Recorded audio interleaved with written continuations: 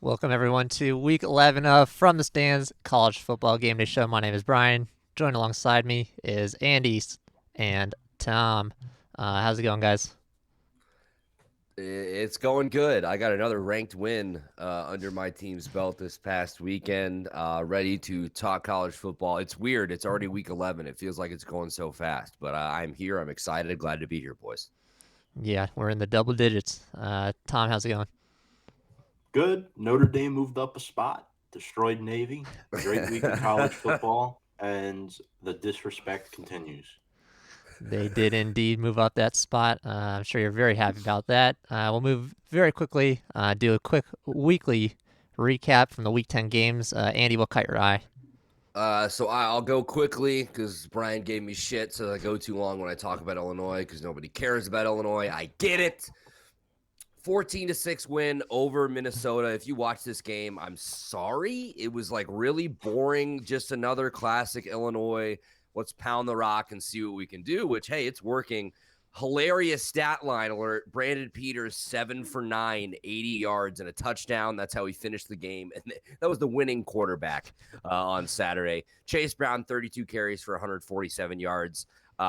Illinois defense plays out of their mind, only allows 6 points in a road game against a ranked team. They pick off Tanner Morgan twice. Ryan Walters, defensive coordinator, really has something going with this defensive group right now. 2 wins, you get into a bowl game. One of those has to be on the road at Kinnick Stadium against the Iowa Hawkeyes next week. We're on bye this week. We got to win the bye week, boys. Other than that, LSU gave Bama the scare of their life, and honestly, I thought LSU should have won that game. Bryce Young, 24 for 37, 302 yards. Max Johnson, I didn't love his performance near the end of the game. I don't know if it was because he was gassed or his offensive line was definitely gassed. They could not block worth a shit. He finishes 16 for 32, 162 touchdowns and interception. Ty Davis-Price, 23 carries for 104 and a touchdown. And how about this LSU defense holding Brian Robinson Jr. to 13 carries for 18 yards and a touchdown? I mean, I want to say congratulations to the Tigers, but they lost the game. Moral victories here. Just sad for Coach O. And then last thing I have to say, Georgia is still the best team in the country, and it's not even close. They are it's Georgia, everybody else. And I don't even know how long that step down is. North Carolina got that huge win over Wake Forest. The last game I wanted Frauds. No defense at all. 58-55. Their defense are frauds for sure. And then what was the last game I wanted to mention? No, that's it. I'm good. Sorry. All right, Tom, which of those games? That was a lot of games that Andy just threw at us. Which ones caught your eye? I mean, Andy just talked about Wake Forest. I might cover the one Andy's thinking of. Sam Hartman threw 5 touchdowns, but Ty Chandler had 4 on the ground for UNC. TCU upsetting Baylor 30-28. Chandler Morris, 461 passing yards for TCU. So number 9 went down, number 12 went down this week, and number 3 went down. Purdue upsetting Michigan State 40-29. Aiden O'Connell. Remember this name, guys. Aiden O'Connell. 536 passing yards through the air. And Andy, I just want to give you credit where credit is due. You pointed out last week that David Bell would be a huge factor in this game. 11 receptions for 217 yards and 1 touchdown. Death, taxes, David Bell going off against ranked teams. That is what you can guarantee. I talked myself out of the spoiler makers, we're calling them now, just absolutely ruining seasons. I mean, he did it against Iowa, 200 plus. I knew he was going to have a big game against the Spartans for the Boilermakers to have success. Talked myself out of picking Purdue, as I usually do, and they get the job done. That is the game I was thinking of. Good job, Tom. What a pun. Yeah, and a game you guys didn't mention. I'm sure nobody watched it because everyone hates Oregon right now, being in the top 4. But Oregon barely escaping versus Washington. That game was close till the dying seconds. Oregon, went for the style points, got a touchdown, and a very unnecessary touchdown that almost started a fight on the field to give themselves a 10-point win instead of a 3-point win, but that game was just absolutely awful. That's on Jimmy Lake. He's got to keep his mouth shut, and the Ducks aren't going to run the score up. That's true. And then I think you guys mentioned pretty much all the other games. Wake Forest, UNC, that was on our slate last week because everyone knew that was going to be a score fest, absolute shootout. Just You called it, zero Ryan. defense. You called Yeah. UNC last week. Yeah, I mean, listen, Sam Howell's still What is very up good. with you? He's still a very good QB. Hey, I lost the Giants pick. So sorry about that. But you guys got the win. So, but yeah, listen, Sam Howell's still a very good QB despite UNC's struggles. So, it was a fun game to watch at least. Wake Forest was up 14 going into the fourth quarter. I will point that out. They absolutely blew that fucking game. Yeah. And then what was the other one? Did we bring up Auburn, Texas A&M yet? No, we Uh, didn't. No. Calzada got hurt when it was 3-3. Guy comes back in. A little bit of cone action from Notre Dame, when they popped his finger back in a couple weeks ago. He got hurt, his shoulder, comes back in the game. They score 17 straight to beat Auburn, who, I flipped a coin on that last week. So pretty sure it landed on A&M. So thanks, coin flip app. And then actually, I'm going to save the other ones for the next segment because they're a little bit relevant to our next segment, which is 8 is out. The CFP committee, well, I guess it's a subcommittee at this point, has made a bit of a decision going forward for the evolution of the college football playoff. They've decided to basically 12 is looking like our number. They've said that 8 is completely off the table at this point. The subcommittee. So a couple months ago, the decision was basically 12 is going to be our idea versus 8. Now the subcommittee has agreed with 12, scrapped 8, and their decision is they want an alternate model granting automatic bids to the Power 5 champions plus the highest ranked group of 5 champions. Boys, what do we think about this? Andy? I love it. I absolutely love it. Give me chaos. Give me playoff games on these campuses. It's just giving us more football.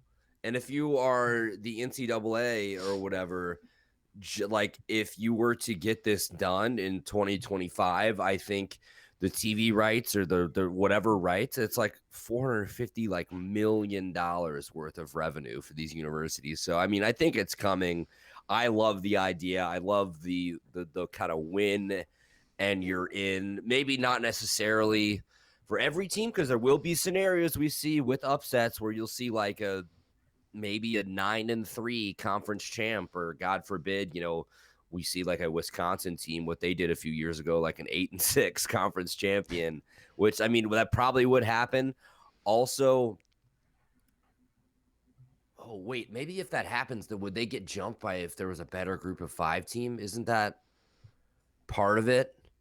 Or I don't know. I'm just gonna say I love it. Other than that, I think it's a good idea. I want to see more teams. I want to see more people get a chance.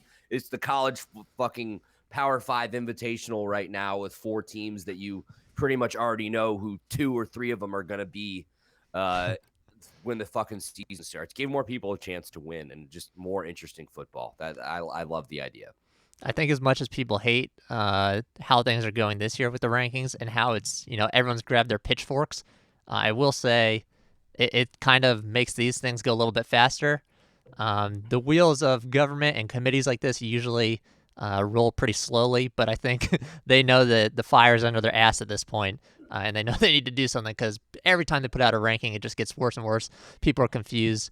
Tom, this 12-team format, games on campus, bye weeks likely for the top 4, unless they do some sort of weird bracketing. What are your thoughts on this?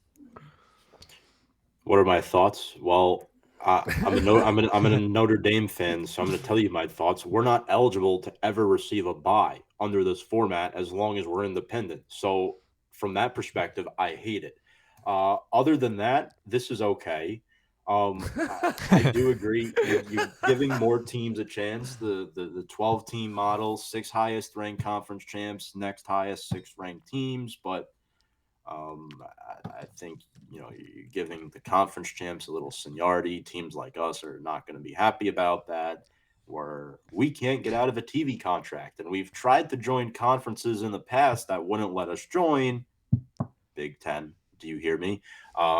Anyway, yeah. So I'm not thrilled about it. This is like back like in the '80s, Andy. Back I when was the gonna say, big when the the Big fuck Ten did the Big Ten would take Notre Dame right now in a heartbeat? I think. they didn't want Catholic universities to join back in the day. So that's why Notre Dame was denied from the Big Ten. But yeah, I don't think it's a bad idea to answer the question, Brian. I just think you know maybe it needs a little tweaking. Maybe it needs a little more uh, examination before they put this through.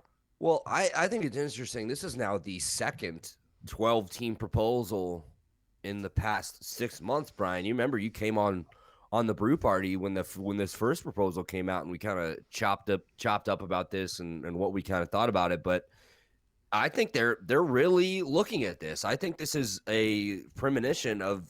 I think this is going to get to 12 teams at some point. We know this contract is up in 2024. So by the 2025, I think as late, maybe even 2026, we will see something like this. But they're really looking at this. I know the commissioner of the ACC doesn't love this proposal. I think that's because the ACC sucks right now, and they would get jumped by Cincinnati and Coastal Carolina in the 12 team if it were to be this year. But I don't know. Where there's smoke, there's fire, and I think we've got some smoke here. Yeah, it's interesting you brought that up because I'm pretty sure I argued during that show that I was only for 8. I mean, I think I wanted expansion, but I was Yeah, you said 8. heavily You were for 8. pro 8. Yeah, Mm-hmm. because I mean, yeah, I just hate the bye week thing with these college kids. I mean, And I think, did they say in that article that they want to move it back even another week? Like instead, this like what would it be? The quarterfinals would be like, because usually the original proposal was like the week of the December 4th. I think they moved it back another week. So if you got schools like Ohio State, let's say a Michigan gets in, any northern school, and it doesn't have to be those two, could be really fucking cold home games in December. Like God forbid you make it there. yeah. Listen, that I'm so torn. I'm so torn on it. I'm so torn. Like I really wanted 8. I hate the bye weeks, but the first thing that you brought up was the on-campus playoff games.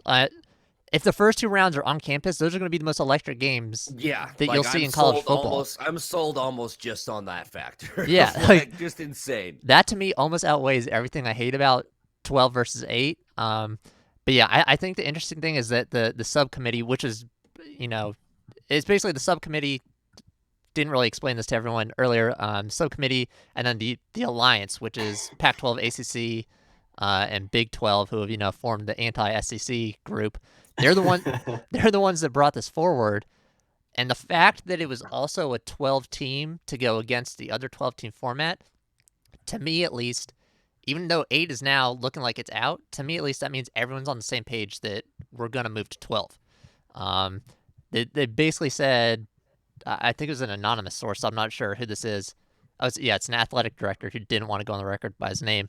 He said it's either 12 or back to 4. I think at this point, Yeah, the fact that the two alternative paths forward are 12 and not like a situation where they're going to be arguing 4 versus 8 versus 12, I think that makes things a lot simpler. And I think we're going to get 12, and I absolutely love it. So, listen, those games, I don't even care. I think if there's teams in Florida that are in playoffs, I'd probably even go to a Georgia game in a playoff if it was at home, just because it's that's pretty close for me. Those games are going to be so much fun. So I can't wait for the crowds to get a little bit rowdy during that. We'll move on to our next segment. Gonna do a pick 'em. We're gonna do one or the other for a few college football related topics here. The first we have, if you are Nebraska right now, are you taking Scott Frost and money that you're saving? I got a big pile of money there on stage, or Scott Frost gone, clean slate. Obviously, this is on the news that Scott Frost has renegotiated his contract with Nebraska. He will be staying, but he is, losing a little bit of money because they're going to use it for the assistants that they just fired. They cleaned a little bit of assistant house. Tom, which would you take if you're a Nebraska, I guess, fan or, the organization athletic department here? If I'm a fan, I want him fired. But if I'm the organization, I want to keep him on a restructured contract. And I'm going to take this from the fans' perspective for a second. He entered the year 12-20, right? And that's not good. We're talking about a 3-7 team that's 1-6 in the Big Ten. Take the 9-point loss to Ohio State out the window. You could look impressive against good teams all you want. If you can't win football games, those impressive games don't matter because an L is still an L at the end of the day, and that's what they've been taking. From an organizational standpoint, they restructured his contract, which means Frost could be fired after 2022, which is good for the organization because they'd be eating a lot of dead money if they did it this year. That contract is where it gets a little bit tricky. So I am for firing Scott Frost because it's interesting. When we did our head coaching hot seat a week or two ago, he was one of the names I didn't mention because of his contract situation. Now that we're talking about this, I'm a fan of Nebraska. I want him fired. If I'm part of the organization, thinking about this in a logistical way, I'm keeping him on a restructured deal. If you want my flat out answer, I'm keeping him on a restructured deal only for this year. And then if he doesn't win next year, he's out. It's just the way it is. They got to recruit better, and it's a tough situation. The Big Ten's a tough conference to play in. Yeah, he showed a lot of promise. They're very happy to get him. Things not going as planned so far. Andy, what are your thoughts? You taking Frost with this extra money, or did you want him canned? This is why you don't fucking hire these legacy dudes at these universities, because if it's a guy, he's one of the best quarterbacks to ever play at Nebraska. And now people hate his guts because he can't fucking coach because he's 15 and 27. I shouldn't say he can't coach. We saw what he did at UCF.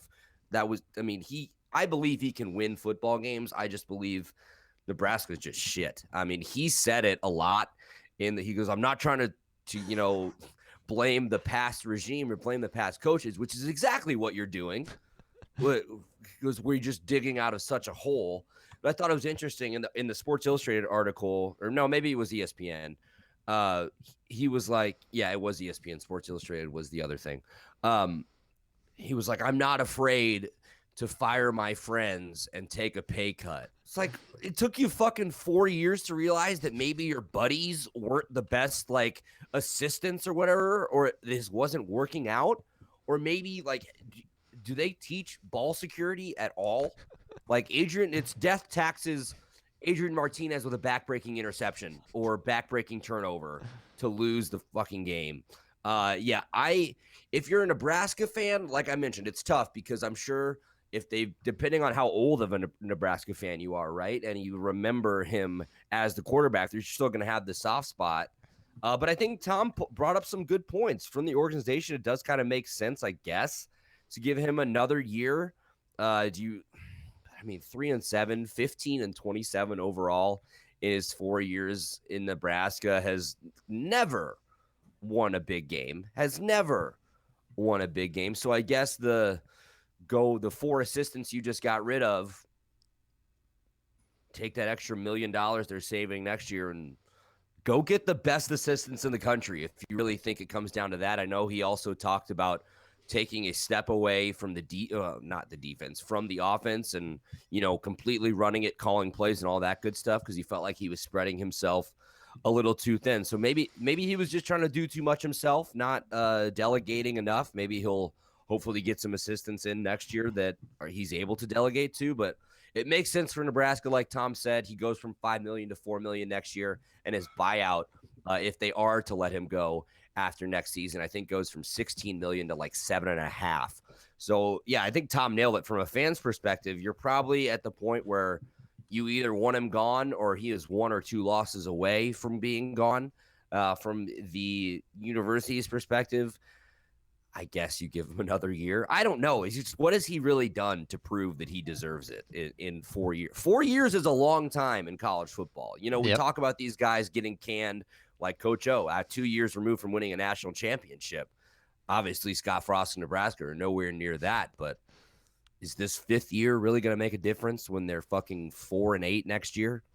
Yeah, I'll answer No. that question as to what he's done this year and or what he's done at Nebraska, and the answer is nothing.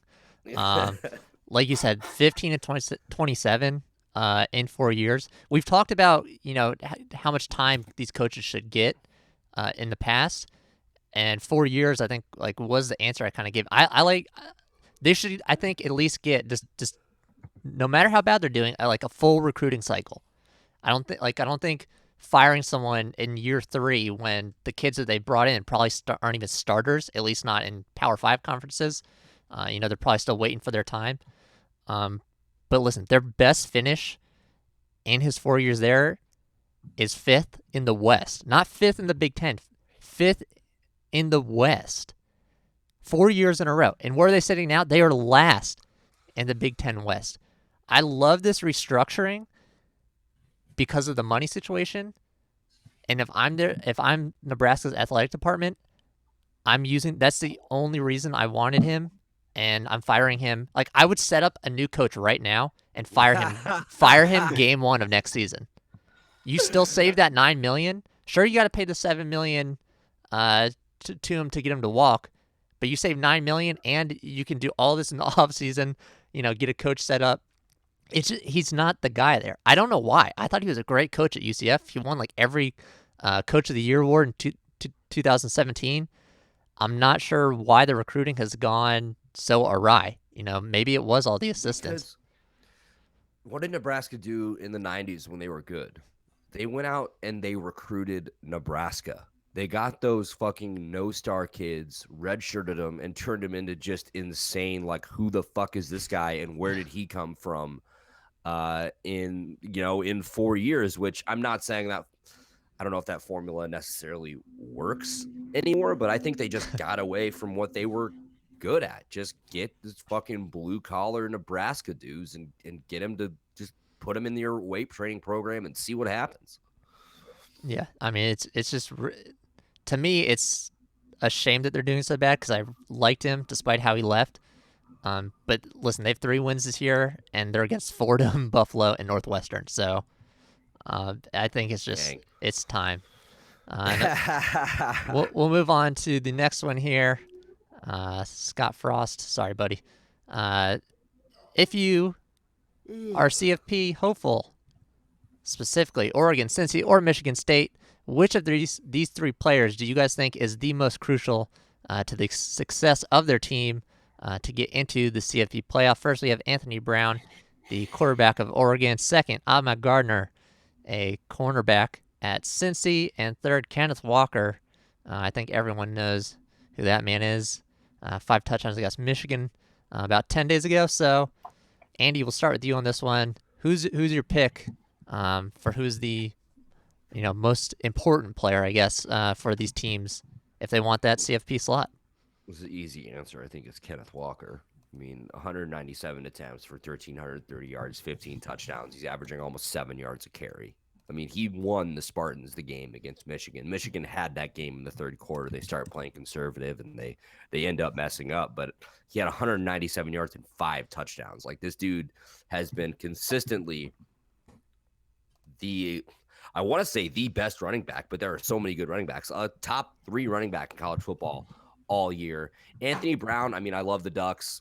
He's had a decent year, but he's been pretty up and down, not used to that dominant Oregon quarterback that we're used to really seeing. So I'm going to go with Walker here. I'm going to keep it short, keep it sweet, keep it easy. Kenneth Walker. All right, Tom. Well, I'm going to go a little different here. In my opinion, the quarterback is the most important position to any team's success, in particular college football. Anthony Brown out of Oregon, look, he's an experienced guy. He's also experienced a ton of losing in 3 years at Boston College. But this year with Oregon, 11 touchdowns. He's not bad. Oregon, they have a decent team, and we're giving them a lot of shit about being in the CFP right now. But they beat Ohio State, so this guy, they're kind of leaning on his shoulders, his veteran presence. If anything happens to Brown, you could stick a fork in this team. You Mm-hmm. know, you could say the same thing for Kenneth Walker. But I'm going to go Brown here because of the quarterback role. And I don't think Oregon has a viable replacement. Yeah, that's kind of what led me to these three picks here. I mean, Kenneth Walker, everyone has seen what he's done, but Anthony Brown, no one thinks of Anthony Brown as the star of that Oregon team. Obviously, Kayvon Thibodeau is the standout. He's going to be probably top 5, top 3 pick in the upcoming draft. So that's the name that always gets thrown around. And then they have Rome McKinley, and they got another dude who's a pretty solid linebacker. Name is slipping my mind at the moment. But to have that seniority there at an important position like quarterback is pretty crucial, despite the fact that he's not, like a superstar in the Heisman running or anything. And then Ahmad Gardner, the guy hasn't had a touchdown thrown on him all season long. You know what his rank is in tackles in the entire college football landscape this year? He's 1,267th because nobody will throw the ball to him. He can't even get tackles because no one wants to throw the ball his way. He's a ridiculous player. And that Cincinnati struggled in that game against, who was it, Tulsa that almost beat him late. But one thing that I thought was interesting was Joel Klatt said that despite the fact that it looked like a very bad game, it made him realize how real Cincinnati's defense was because of guys like Gardner and Kobe Bryant, who is another solid CB for them.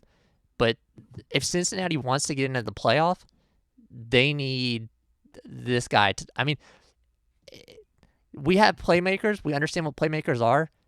But when you have someone who's such a difference, I know it's the AAC. I get it. But when you have a guy who's such a playmaker that he can't even make plays, because no one will make the plays go his way, that's an important-ass player. But I'm still going to switch it. I'm going with Kenneth Walker as well. I don't think Peyton Thorne is good enough to get any production for Michigan State if they get into the playoff. I think they would get wrecked without Kenneth Walker.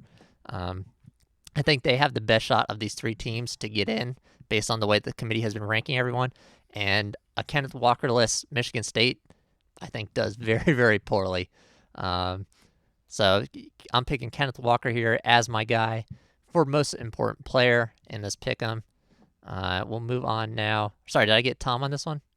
Yeah. Yeah. I went Brown. I was shocker. the He oddball. disagreed with us. We're moving so That fast never this week. I wasn't sure. happened. But yeah, we will transition now into our shots and chasers, the games of the week. Your roadmap to game day, starting off at noon. We got some Big 12 action on Fox. We have Baylor taking on Oklahoma here. Oklahoma sitting at 8. Committee giving them no respect, taking on the Baylor Bears, who are ranked number 13, who just took a loss to TCU, which is going to hurt a little bit because if Oklahoma does get this win, it looks a little bit worse. Baylor, I don't think they drop out of the rankings, but they probably drop down to about 22. So, Andy, we'll start with you. Who are you taking in this game? This is tough. This is very tough. So, I mean, obviously, Caleb Williams, he's got 1,000+ yards and I think 14 touchdowns since he's entered as Oklahoma's starting quarterback. But if you look at the Baylor side, they're one of the most balanced football teams in the country. They just play complementary football, guys. They are averaging 226 yards through the air, 230 yards through the ground. They can hit you both ways. Jerry Bohannon is having a great year. He has struggled his past 2 games. I think he's thrown 2 interceptions in each of his past 2 games, which, isn't great. He's going to have to clean that up against Nick Bonito and this Oklahoma Sooner defense on Saturday. I mean, we have Baylor at home. I really want to take the Bears. I think I'm going to take Baylor. I'm not going to talk myself out of it. I'm taking Baylor. All right, Tom. Well, this is an interesting football game because we mentioned the switch at quarterback, Spencer Rattler to Caleb Williams. They've been a completely different team with Williams under center. And I think the elephant in the room that nobody talks about with the Sooners is their running back in Kennedy Brooks, over 800 yards and 9 scores on the season. This game is going to be the Sooners' toughest test up to this point, right? Baylor's coming off a bad loss to TCU. Jerry Bohannon, he's been putting up pedestrian numbers. Although they do look respectable and above average, They're not the Jerry Bohannon that at least I'm used to seeing. Mhm. Abram Smith really concerns me. The kid rushes over 1,000 yards, and this is Oklahoma's first true road game of the season. I view this as a trap game, and I'm going to shock both of you and agree with Andy picking the Baylor Bears to upset the Oklahoma Sooners. And maybe I did that because they're slotted just one spot ahead of another team we all know very, very well. So uh, let's go Bears. the And day has the day has come. my uncle's gonna kill me when he hears that. He's a big Sooners fan. He goes to all the Sooners game, and when Notre Dame's not in it, I end up rooting for the Sooners. But Uh, when it comes down to things like this, can't do it. Abram Sorry. Smith, their starting linebacker last year, now Yeah. 144 carries, 1,055 yards, and 11 touchdowns. That's insane. Play them both ways, Aranda, you coward. Well, I will not give us a sweep here. I'm going with Oklahoma. Although I do love all the pieces that Baylor has, they've been a very good team. Their toughest test thus far has been Oklahoma State, who I think comparatively is the most similar to Oklahoma. They've got a solid defense. They held Baylor to only 100 yards rushing and 173 through the air. So, listen, the Oklahoma defense I think is very good. They had a period where things were a little weird, and I pointed out. I think that Alex Grinch, who basically said they have all the pieces there for them, but I think they just didn't know what to do with them because there were so many dudes. I think they've got things sorted out. Obviously, they've got things sorted out at quarterback. Mims is a stud. Caleb Williams is a stud. Yes, this is a true road game, but I think this is maybe the game if they pull off this win that gets the committee, gets Oklahoma in front of the committee's eyes as a true team that could be a threat into the playoffs. So I'm going Sooners here to break the sweep. And then if you don't want that, we have Temple versus Houston on ESPN Plus. Not a ranked matchup at all, but Houston is probably the last chance here for Cincinnati to get a ranked win. So everyone in the G5s, everyone in the AAC is rooting for Houston in this game. Temple has played spoiler before to ranked teams in the AAC. Tom, we'll start with you. Who's taking this one? Well, in my opinion, the Owls are no match for the Cougars. This is a 24.5-point line, guys. Houston quarterback Clayton Tune has been in tune this season. Love it. McCaskill with the 12 rushing touchdowns, and Nate Dell, 8 touchdown receptions, 56 catches. Give me Houston. I get it. Temple's home. Maybe they cover the spread, but they're 3-6. Ask Andy what 3-6 feels like. It's not good. I'm 4-6, asshole. Yeah, this is one of those games in Philly. Listen, Temple's tried to get a stadium on campus for the longest time. They haven't been able to pull it out, and I've seen locally in Tampa, USF. All right, you play in these NFL stadiums, and the crowd is just so spread out because you're not getting sellouts when you're this bad. It's hard to get hyped up if you're a team like Temple, despite the fact that you're at home taking on a good opponent. So I don't think this is even really a true road game here for Houston. I think this is not going to be an issue. The 24-point spread kind of says that for us. But yeah, I think this is Houston in or out. Do they get re-ranked? Probably not. At least not yet. But I think by the time they play Cincy, they will. And yeah, pulling for that Cincy, those ranked wins for Cincy, get them with the ranking. Andy, what do you got? All right. Yeah, Houston's gonna fucking roll. They're averaging 40 points a game. Temple's averaging 18. That's probably like bottom third of the country. Houston's rush defense has been elite this year. They're only allowing 90 yards a game on the ground. They're outgaining Temple by over 100 yards. If you look at their offensive numbers per game, 409 to 306.1. Temple's the easy pick. I know minus 24.5 is a lot of points. Temple's only 2-7 against the spread though this year. They just don't cover. Houston rolls. hopefully strengthening the resume for the Bearcats. All right, moving on to our midday slate. We have Ohio State taking on Purdue, the spoiler makers.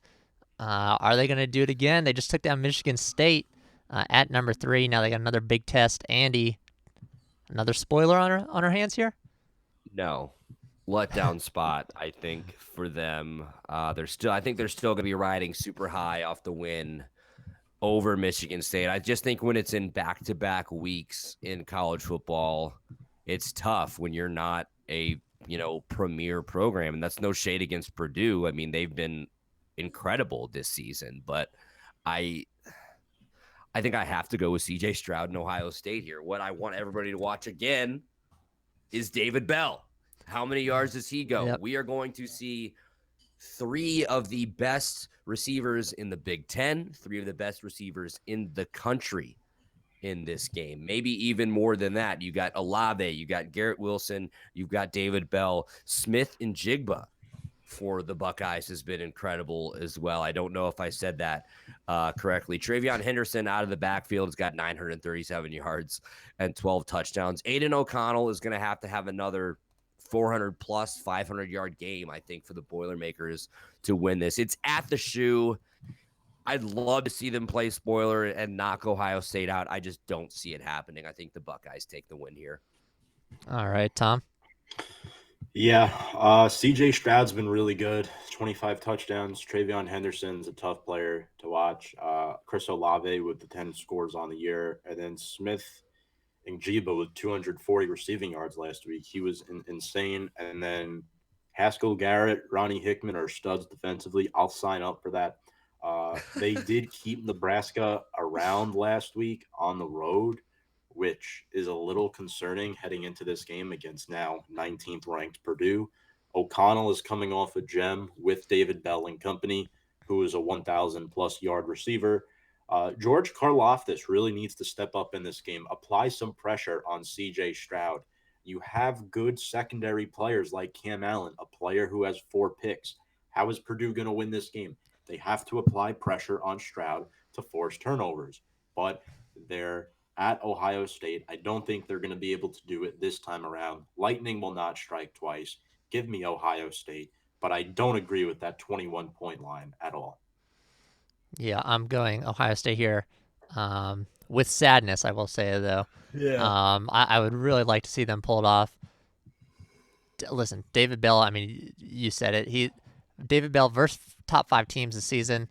At Iowa, 11 receptions, 240 and a touchdown. And then versus Michigan State last week, 11 touchdowns, 217 yards, 1 TD. The guy's an absolute stud. Aiden O'Connell threw it 54 times for almost 538 yards last week. Michigan State's defense, though, I don't think is as good as Ohio State's. The Nebraska thing was a little sketchy.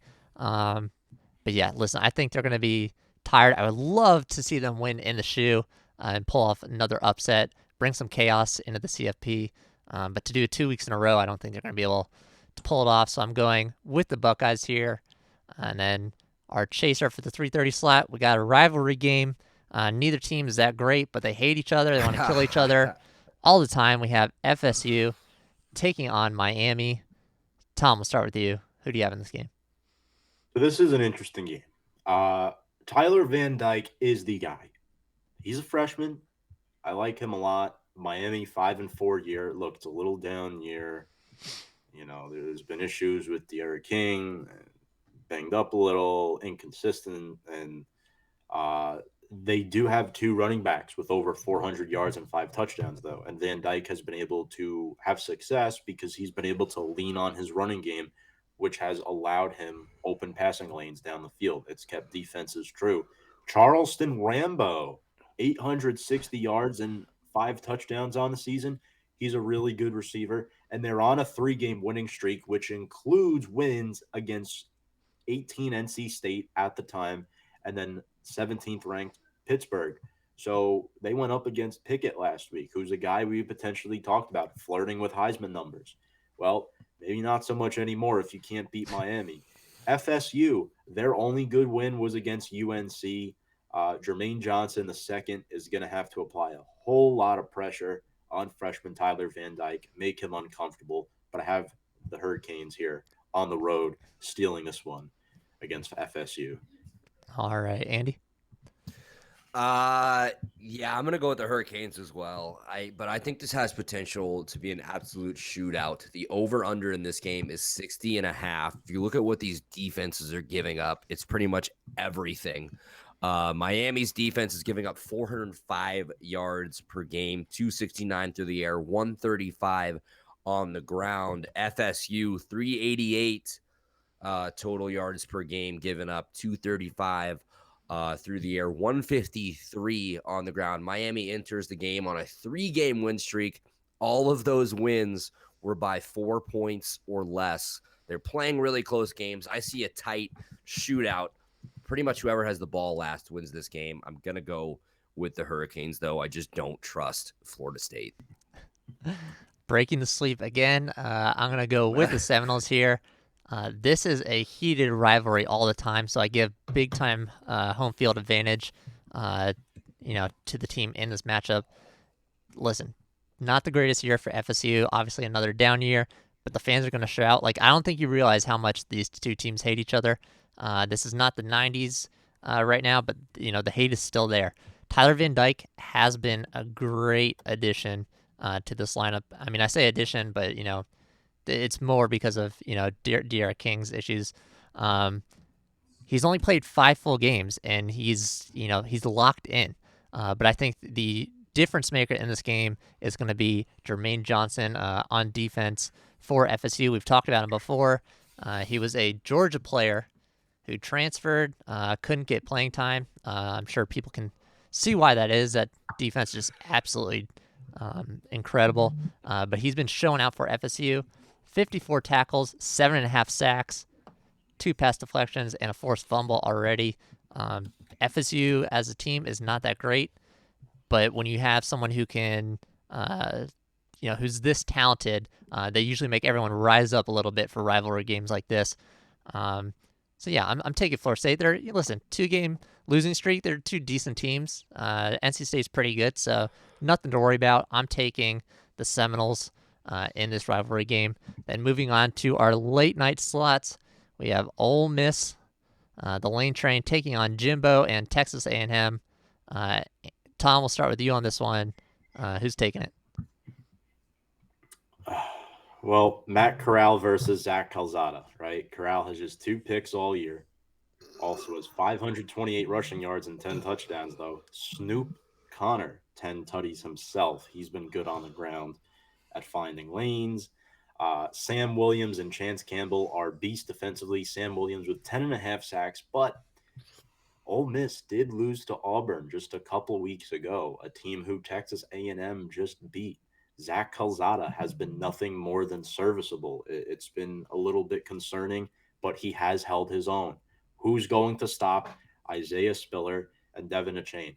That's what I'm looking at in this football game. Who on that Ole Miss defense in the teeth is going to step up and make plays against them? These 2 backs can scamper all over them. And defensively, Texas A&M, they just held Auburn to 3 points. They have not given up more than 14 points in each of their last 3 games. And Matt Corral is going to have fits in this game. Give me the Aggies. All right, Andy, who are you taking? Yeah, it's a pretty interesting game. You look at what Texas A&M has been able to do defensively this year. They're only allowing 14 points a game. You're going up against an Ole Miss squad that averages 37 and puts up 524 total yards of offense. I know Matt Corral has been banged up in the past few weeks. I don't know if he's truly 100%. I think I give a little bit of an edge to Ole Miss here, just the home team factor. Texas A&M, I don't know what to make of them. I really have not known what to make of them all year. I think they are a good football team. I really like Spiller in the backfield. Calzada, like you said, Tom, has just been serviceable. He has done what he's really had to do for this team to sit at 7-2. But I don't know. Is he 100% off of his shoulder thing as well? I don't know. I'm going to go against the grain here. I like the Lane Train. I like Ole Miss. All right. I like the Aggies here. Been big on Jimbo. I love what their defense is doing. Listen, I think the biggest liability on this in this game is not on the field. It's on the sideline, and it's Lane Kiffin. We know he loves, to go big, go home with Matt Corral. That's gotten them into trouble a couple times already, and that's a hard thing to do, hard situation to get yourself in when you play a defense that's as good as a team like Texas A&M. I think what we're going to see is a tight game early. Then we're going to see some fourth downs for Ole Miss. Lane's going to get a little bit antsy and go for some stupid calls, maybe in their own side of the field on fourth down, and they're not going to get it because this is one of the best defenses that Ole Miss will have faced all season. And yeah, listen, Isaiah Spiller is a fantastic player. He can make up, I think, for anything that Calzada cannot produce. So yeah, I'm taking the Aggies to get the win on the road here. And then also at 7:30, we have a rank versus rank matchup in the ACC. It is NC State taking on Wake Forest. Wake Forest hopes dashed a little bit with a loss to UNC. Their shots at the playoff dwindling. Andy, we'll start with you. Who's taking this one? Fuck. I don't know. Wake Forest. Just give me Wake Forest. They're going to bounce back off that tough loss. They're not going to play any defense. So to take the over, I don't even know what it is. I really like what Leary's been able to do at quarterback for NC State this year. He's having a great year, been a real bright spot for them. I just like Wake Forest. I think Hartman's been maybe the ACC does have some pretty good quarterbacks. He probably hasn't been better than Pickett, but they've probably been 1-2 in the ACC. I'm going to take the Demon Deacons. They bounce back off that tough loss. All right, Tom. Well, I'll tell you this. Devin Leary has been impressive, as Andy did say. However, so has Sam Hartman. Over 3,000 yards, 27 touchdowns. They have two receivers with over 800 yards each, combined for 18 touchdowns. Yes, they're coming off a tough loss to UNC. I think NC State is catching Wake Forest. Wrong place, wrong time. They're back at home. The line is only -2. Wake Forest is favored, and they're going to win this one in a tight one. All right, I'm taking the Wolfpack here. Dueling quarterbacks. This is a story of dueling quarterbacks here. Both guys very good, but I think NC State's defense is a little bit better. They're allowing only about 100 yards on the ground, so despite the fact that Hartman does love to throw the ball and Wake Forest gets a lot of yards through the air, I think that's going to be their only option. I think that's going to force some mistakes from Hartman and Wake Forest here. Probably see a few interceptions here. And you get the points. It's only 2, but you get the Wolfpack plus the points here. But I think this will be a good game to watch. I'm kind of sad this is at the same time as Ole Miss Texas A&M because they're two very good games. But yeah, I'm taking the Wolfpack here. That will wrap up our slate, our games of the week. That'll wrap up the show. That is week 11. Enjoy the games, everybody. We'll see you next week. Andy, Tom shows. All their links down in the description. Our links down in the description. Subscribe, like the show if you liked it. And we'll see everybody next week.